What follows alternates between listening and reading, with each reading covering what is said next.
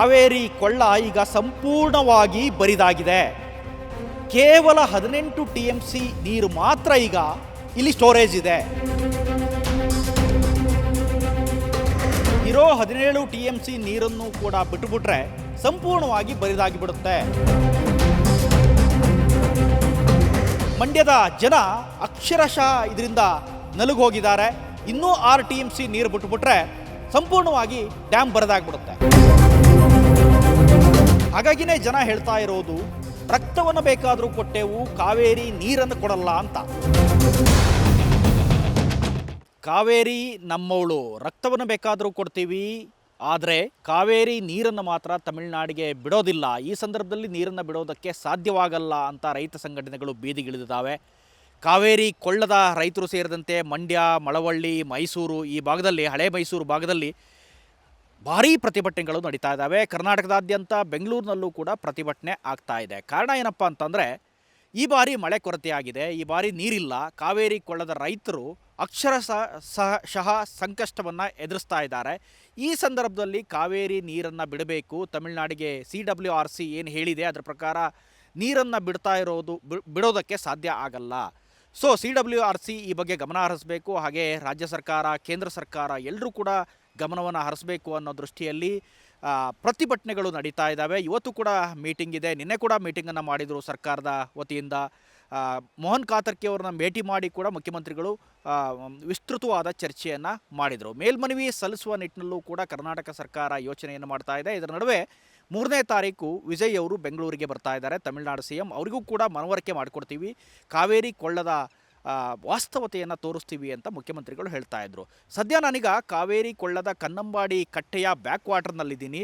ನಿಜವಾಗಲೂ ಇಲ್ಲಿ ಯಾವ ಪರಿಸ್ಥಿತಿ ಇದೆ, ಎಷ್ಟು % ನೀರು ಈ ಬಾರಿ ಕೊರತೆಯಾಗಿದೆ, ಜುಲೈ ಅಂತ್ಯದ ಈ ವೇಳೆಯಲ್ಲಿ ಡ್ಯಾಮ್ನಲ್ಲಿ ಎಷ್ಟು ನೀರು ಇರಬೇಕಿತ್ತು ಅನ್ನೋದನ್ನು ನಿಮಗೆ ತೋರಿಸ್ತಾ ಹೋಗೋದಾದರೆ, ನೀವೇನೀಗ ದೃಶ್ಯಾವಳಿಯಲ್ಲಿ ನೋಡ್ತಾ ಇದ್ದೀರಿ, ಕಾವೇರಿ ಕೊಳ್ಳ ಈ ಬಾರಿ ಸಂಪೂರ್ಣವಾಗಿ ಬರಿದಾಗಿದೆ. ನೋಡ್ಬೋದು ನೀವೀಗ 100%ನಲ್ಲಿ 30% ನೀರು ಕೂಡ ನಿಮಗೆ ಕಾಣಿಸ್ತಾ ಇಲ್ಲ. ಸಂಪೂರ್ಣವಾಗಿ ಬರಿದಾಗಿರುವಂಥ ದೃಶ್ಯಾವಳಿಗಳನ್ನು ನಿಮಗೆ ನೋಡೋದಕ್ಕೆ ಸಿಗ್ತಾ ಇದ್ದಾವೆ. ಇದು ಕಾವೇರಿ ಕೊಳ್ಳದಲ್ಲಿ ಈ ಬಾರಿ ಆಗಿರುವಂತಹ ಪರಿಸ್ಥಿತಿ. ಪ್ರತಿ ಬಾರಿ ಮಳೆ ಬಂದಾಗಲೂ ಕೂಡ ಇಲ್ಲಿ ಇಂಥದ್ದೇ ಪರಿಸ್ಥಿತಿ ಇರುತ್ತೆ. ಈ ಬಾರಿ ಕೂಡ ಅದೇ ಆಗಿದೆ. ಸಾಧಾರಣವಾಗಿ ಈ ಪರಿಸ್ಥಿತಿಯಲ್ಲಿ ಅಥವಾ ಈ ಟೈಮಲ್ಲಿ ನೀವೇನೀಗ ದೂರದಲ್ಲಿ ವೇಣುಗೋಪಾಲ ಸ್ವಾಮಿ ದೇವಸ್ಥಾನ ಕಾಣ್ತಾ ಇದೆ, ಅಲ್ಲಿ ಬುಡದವರೆಗೂ ನೀರು ಹೋಗಿ ಟಚ್ ಆಗಬೇಕಿತ್ತು ಈ ಸಂದರ್ಭದಲ್ಲಿ ಮಳೆ ಇದ್ದಿದ್ರೆ. ಆದರೆ ಕರ್ನಾಟಕ ಸೇರಿದಂತೆ ದಕ್ಷಿಣ ಭಾರತದ ಎಲ್ಲ ರಾಜ್ಯಗಳಲ್ಲೂ ಕೂಡ ಮಳೆ ಕೊರತೆ ಉಂಟಾಗಿದೆ. ಅದರಲ್ಲೂ ಪ್ರಮುಖವಾಗಿ ಕರ್ನಾಟಕದಲ್ಲಿ ದಕ್ಷಿಣ ಒಳನಾಡಿನಲ್ಲಿ ಸ್ವಲ್ಪ ಮಳೆಯಾಗಿದ್ದನ್ನು ಹೊರತುಪಡಿಸಿದರೆ ಎಲ್ಲ ಕಡೆ ಬರ ಇದೆ. ಬರ ಘೋಷಣೆ ಮಾಡಬೇಕು ಅಂತ ಕೂಗುಗಳು ಕೂಡ ಕೇಳಿಬರ್ತಾ ಇದೆ. ಕೇಂದ್ರ ಸರ್ಕಾರದ ಮೇಲೂ ಕೂಡ ಒತ್ತಡ ಹೆಚ್ಚಾಗ್ತಾ ಇದೆ. ಈ ಸಂದರ್ಭದಲ್ಲಿ ಇಲ್ಲಿ ನೀವೇನೀಗ ನೋಡ್ತಾ ಇದ್ದೀರಲ್ಲ, ಕಾವೇರಿ ತಟ ಹೆಂಗೆ ಬರಿದಾಗಿದೆ, ಎಷ್ಟು ನೀರು ಕಡಿಮೆ ಆಗಿದೆ, ಕಲ್ಲುಗಳೆಲ್ಲ ಹೆಂಗೆ ಕಾಣಿಸ್ತಾ ಇದೆ. ನಾವು ಈ ಜಾಗಕ್ಕೆ ಬರೋದಕ್ಕೇ ಸಾಧ್ಯ ಆಗ್ತಿರಲಿಲ್ಲ ಈ ಸಂದರ್ಭದಲ್ಲಿ, ಅಂದರೆ ಜುಲೈ ಅಂತ್ಯದ ಈ ವೇಳೆಯಲ್ಲಿ. ಸೊ ಈಗ ನೋಡಿ, ಸಂಪೂರ್ಣವಾಗಿ ತಟ ಬರಿದಾಗಿದೆ. ವೇಣುಗೋಪಾಲ ಸ್ವಾಮಿ ಟೆಂಪಲ್ ಇಲ್ಲಿಂದ ನಮಗೆ ಕಿಲೋಮೀಟ್ರ್ ಗಟ್ಟಲೆ ಕಾಣಿಸ್ತಾ ಇದೆ. ಅಂದರೆ ಈ ಕಿಲೋಮೀಟ್ರ್ ಗಟ್ಟಲೆ ನೀರು ತುಂಬಬೇಕಿತ್ತು ನಿಮಗೆ, ಆದರೆ ಅದು ಸಾಧ್ಯ ಆಗ್ತಾ ಇಲ್ಲ. ಇನ್ನೊಂದು ಬಲಭಾಗದಲ್ಲಿ ನಿಮಗೇನೀಗ ಇದು ಕನ್ನಂಬಾಡಿ ಕಟ್ಟೆ ಅಥವಾ KRS ಡ್ಯಾಮನ್ನು ನೋಡ್ತಾ ಇದ್ದೀರಿ. ನಾ ಈ ಡ್ಯಾಮ್ನ ಮೇಲ್ಭಾಗದಲ್ಲಿ ಬಂದು ಇಲ್ಲಿನ ವಾಸ್ತವತೆಯನ್ನು, ಇಲ್ಲಿನ ರಿಯಾಲಿಟಿ ಚೆಕ್ಕನ್ನು, ಇಲ್ಲಿ ಏನು ಪರಿಸ್ಥಿತಿ ಇದೆ, ಮುಖ್ಯಮಂತ್ರಿಗಳು ಹೇಳ್ತಾರೆ, ಜಲಸಂಪನ್ಮೂಲ ಸಚಿವರು ಹೇಳ್ತಾರೆ, ಸರ್ಕಾರ ಇದ್ರ ಬಗ್ಗೆ ಮಾತಾಡ್ತಾ ಇದೆ, ತಮಿಳುನಾಡು ಸರ್ಕಾರ ನೀರನ್ನು ಬಿಡಲೇಬೇಕು ಅಂತ ಹೇಳ್ತಾ ಇದೆ. ಈ ಸಂದರ್ಭದಲ್ಲಿ ನೀರು ಬಿಡೋದಕ್ಕೆ ಹೇಗೆ ಸಾಧ್ಯ? 6 TMC ನೀರನ್ನು ಒಂದೇ ತಿಂಗಳಲ್ಲಿ ಬಿಡಬೇಕು ಅಂತ ಅಂದರೆ, ಈಗ ಡ್ಯಾಮ್ನಲ್ಲಿರೋದು ಇಲ್ಲಿನ ಅಧಿಕಾರಿಗಳು ನೀಡ್ತಕ್ಕಂಥ ಮಾಹಿತಿ ಏನಂತಂದರೆ 17 TMC ನೀರು ಮಾತ್ರ ಬಾಕಿ ಇದೆ ಅಂತ. 17 TMCಯಲ್ಲಿ ಕೆಲವಷ್ಟು ನೀರನ್ನು ಡೆಡ್ ಸ್ಟೋರೇಜ್ ಅಂತ ಬಳಸಬೇಕಾಗುತ್ತೆ. ಅಂದರೆ ಸುಮಾರು 7 ರಿಂದ 8 ಸ್ಟೋರೇಜನ್ನು. ಅಂದರೆ ಇನ್ನೂ 6 TMC ನೀರನ್ನು ಬಿಟ್ಟಂಥ ಸಂದರ್ಭದಲ್ಲಿ ಕಂಪ್ಲೀಟಾಗಿ ಈ ಕೊಳ್ಳ, ಕಾವೇರಿ ಕೊಳ್ಳ ಬರದಾಗುತ್ತೆ. ನೀವು ಇಲ್ಲೇನು ಸ್ವಲ್ಪ ನೀರನ್ನು ನೋಡ್ತಾ ಇದ್ದೀರಲ್ಲ, ಈ ನೀರನ್ನು ಬಿಟ್ಟುಬಿಟ್ರೆ ಕಾವೇರಿ ಕೊಳ್ಳ ಬರಡಾಗ್ಬಿಡುತ್ತೆ. ಮತ್ತು ಮಳೆ ಕೂಡ ಇಲ್ಲ. ಈ ಸಂದರ್ಭದಲ್ಲಿ ಸಾಕಷ್ಟು ಮಳೆ ಆಗಬೇಕಿತ್ತು. 30% ಮಳೆ ಕೂಡ ಈ ಬಾರಿ ಆಗಿಲ್ಲ. ಡ್ಯಾಮ್ನಲ್ಲೂ ಕೂಡ 30%ನಷ್ಟು ನೀರು ಇಲ್ಲ. ಬಲಭಾಗದಲ್ಲಿ ನೋಡ್ತಾ ಇದ್ದೀರಿ ನೀವೀಗ, ಕೆಲವು ಕಾರ್ಗಳನ್ನೆಲ್ಲ ಈ ಡ್ಯಾಮ್ನ ಮಧ್ಯಭಾಗಕ್ಕೇ ತಂದುಬಿಟ್ಟಿದ್ದಾರೆ.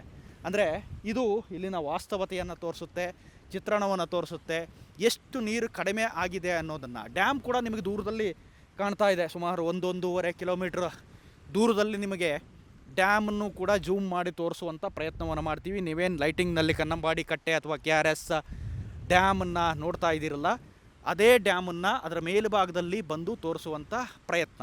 ಕಾವೇರಿ ಕೊಳ್ಳದ ಎಲ್ಲ ತಾಲೂಕುಗಳಲ್ಲೂ ಕೂಡ, ಮಂಡ್ಯ ಇರ್ಬೋದು, ಮದ್ದೂರು ಇರ್ಬೋದು, ಶ್ರೀರಂಗಪಟ್ಟಣ ಇರ್ಬೋದು, ಪಾಂಡವಪುರ ಇರ್ಬೋದು, ಎಲ್ಲ ಕಡೆಗಳಲ್ಲೂ ಕೂಡ ಬೆಳೆ ಒಣಗ್ತಾ ಇದೆ. ಇದು ಕೇವಲ ಮಂಡ್ಯಕ್ಕೆ ಮಾತ್ರ ನೀರು ಒದಗಿಸಲ್ಲ, ಬೆಂಗಳೂರಿನ ಮಹಾಜನತೆಗೆ, ಬೆಂಗಳೂರಿನ ಕೋಟ್ಯಾನುಕೋಟಿ ಮಹಾಜನತೆಗೂ ಕೂಡ ಕುಡಿಯೋದಕ್ಕೆ ಬಳಸುವಂಥ ನೀರು ಇದೇ ಕಾವೇರಿ ನೀರು.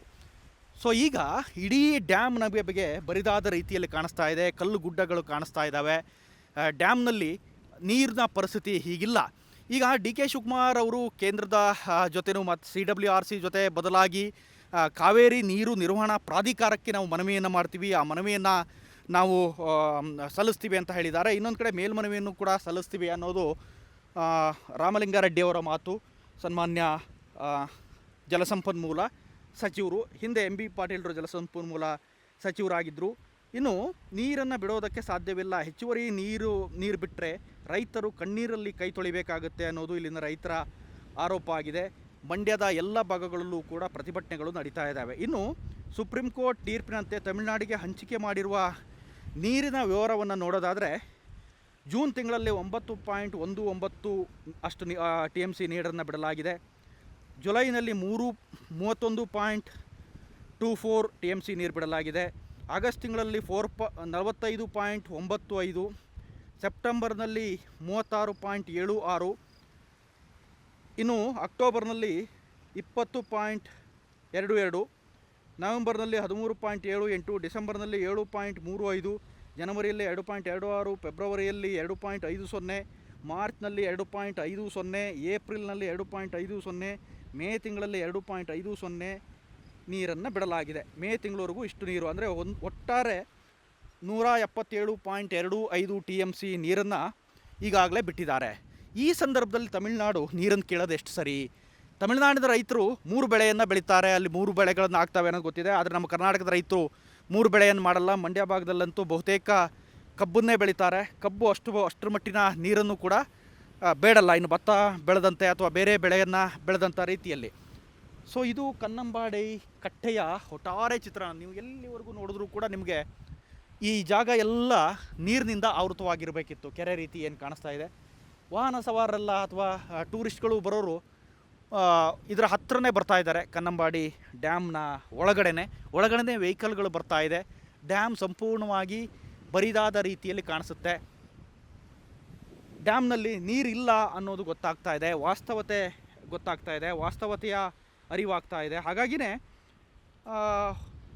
ಕಾವೇರಿ ನೀರು ಪ್ರಾಧಿಕಾರ ಇದಕ್ಕೊಂದು ಸೂಕ್ತ ತೀರ್ಮಾನಕ್ಕೆ ಬರಬೇಕು, ಅಥವಾ ನೀರು ನಿಯಂತ್ರಣ ಮಂಡಳಿ 2 ಬಾರಿ ನೀರನ್ನು ಬಿಟ್ಟಿರಲಿಲ್ಲ, 3ನೇ ಬಾರಿ ನೀರನ್ನು ಬಿಡೋದಕ್ಕೆ ಆದೇಶ ಮಾಡಿದೆ ಅಂತ DK ಶಿವಕುಮಾರ್ ಹೇಳ್ತಾ ಇದ್ರು, ಡೆಲ್ಲಿಯಲ್ಲಿ ಅವರು ಮಾತಾಡ್ತಾ ಇದ್ರು. ಆದರೆ ಒಟ್ಟಾರೆಯಾಗಿ ನೋಡೋದಾದರೆ ಕಾವೇರಿ ಕೊಳ್ಳ ಈಗ ಸಂಪೂರ್ಣವಾಗಿ ಬರಿದಾದಂಗೆ ಕಾಣ್ತಾ ಇದೆ. ರೈತರು ಇನ್ನಿರುವಂಥ ನೀರನ್ನು ಕೂಡ ಇಲ್ಲಿ ಬಿಟ್ಟುಬಿಟ್ರೆ, ಇನ್ನು 6 TMC ನೀರು ಇಲ್ಲಿಂದ ಹೋಗ್ಬಿಟ್ರೆ ಕಾವೇರಿ ವಾಟರ್, ನಾನು ಮೊದಲೇ ಹೇಳ್ತಾ ಇದ್ದಂಗೆ ಕೆಲವಷ್ಟು ಡೆಡ್ ಸ್ಟೋರೇಜ್ ಅಂತ ಇಡಬೇಕಾಗತ್ತೆ. ಪೂರ್ತಿ ಸಂಪೂರ್ಣವಾಗಿ ಬರಿದು ಮಾಡೋದಕ್ಕೆ ಸಾಧ್ಯ ಆಗಲ್ಲ ಅದು ಯಾವಾಗಲೂ ಕೂಡ. ಇನ್ನು ಕೇವಲ 17 TMC ನೀರು ಮಾತ್ರ ಬಾಕಿ ಇದೆ ಅನ್ನೋದು ಅಧಿಕಾರಿಗಳು ನೀಡುವಂಥ ಮಾಹಿತಿ. ಒಟ್ಟಾರೆ ಇಲ್ಲಿ ನಾನು ನಿಂತಂಥ ಜಾಗದಲ್ಲೂ ಕೂಡ ನಿಮ್ಗೆ ಅದೇ ಕಾಣಿಸ್ತಾ ಇದೆ, ಕಲ್ಲು ಗುಡ್ಡಗಳು ಇದ್ದಾವೆ. ನಾನು ಸುಮಾರು 1 ಕಿಲೋಮೀಟ್ರ್ ಅಷ್ಟೇ ಒಳಗೆ ಬಂದಿದ್ದೀನಿ. ಡ್ಯಾಮ್ನ ಒಳಭಾಗದಲ್ಲಿ ವೇಣುಗೋಪಾಲ ಸ್ವಾಮಿ ಟೆಂಪಲ್ವರೆಗೂ ಏನು ನೀರು ನಿಲ್ಲಬೇಕಿತ್ತು, ಹರಿಬೇಕಿತ್ತು, ಅಲ್ಲಿವರೆಗೂ ನೀರು ಟಚ್ ಆಗಬೇಕಿತ್ತು, ಅದು ಈಗ ಆಗ್ತಾ ಇಲ್ಲ. ಒಟ್ಟಾರೆಯಾಗಿ ಇಡೀ ಡ್ಯಾಮ್ ಬರಿದಾಗಿರುವ ರೀತಿ ಕಾಣಿಸ್ತಾ ಇದೆ. ಇನ್ನೂ 6 TMC ನೀರನ್ನು ಬಿಟ್ಟುಬಿಟ್ರೆ, ಅಥವಾ ಪ್ರತಿನಿತ್ಯ ಈಗೇನು ಆದೇಶ ಮಾಡಿರುವಂತೆ 3500 ಕ್ಯೂಸೆಕ್ಸ್ ನೀರನ್ನು ಬಿಟ್ಟರೆ ಇಡೀ ಡ್ಯಾಮ್ ಈಗ ಬರಿದಾಗುವ ರೀತಿಯಲ್ಲಿ ಕಾಣಿಸ್ಬಿಡ್ಬೋದು. ಕ್ಯಾಮ್ರಾ ಪರ್ಸನ್ ಮಲ್ಲಿಕಾರ್ಜುನ್ ಜೊತೆ ಜಗದೀಶ್, ಸುಮನ್ TV, ಮಂಡ್ಯ.